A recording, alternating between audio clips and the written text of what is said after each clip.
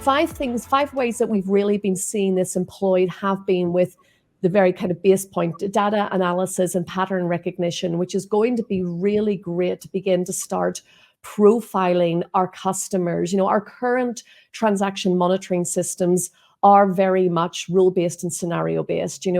We bucket clients by risk and also by various sectors, industry typologies, account usage, and we're monitoring them that way. And the truth is, the best way in which to really understand changes in our client profiles, whether that be potential illicit activity or indeed to help provide them with the relevant services they need, is to understand changes in their use cases and their appetites. So profiling for our customers is really going to be the future. And again, we've already seen that in the consumer space, whether it's with the likes of Amazon, Facebook, etc. You'll begin to see kind of suggestions on different things you may be interested in.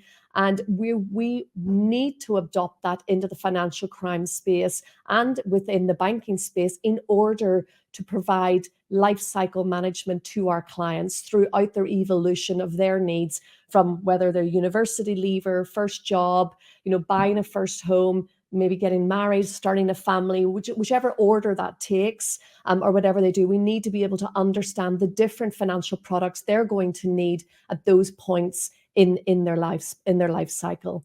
Obviously, real-time monitoring, behavior analytics, NLP, we've already seen that adopted across the board in many chatbots we're seeing within organizations.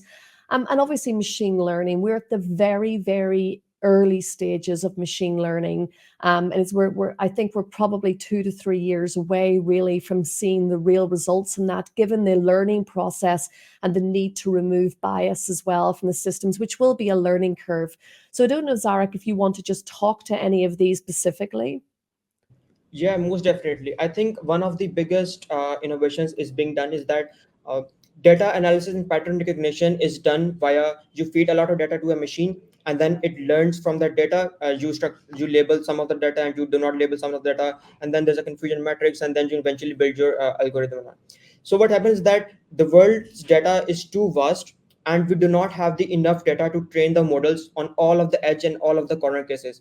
So what happens is that our this is what I come to the point of bias, because our training data is very much biased to a limited number, and we cannot utilize that learning over a broad range of use cases. So what's happening is that companies are now increasingly building their own synthetic data, and that synthetic data is then used later on to train those models again and again. So it becomes a chase engagement, but eventually the model's strengths can be seen to have a significant improvement when it's trained on a synthetic data on top of the data that we can get from the real world. I know there's a lot of research centers, I'm forgetting the name of one, but there are many research centers in Europe that are just building many synthetic data repositories that can be used in transaction monitoring, that can be used in name screening. And I think that is where that this is where all of the our existing technologies can take a very huge leap in terms of their model improvements.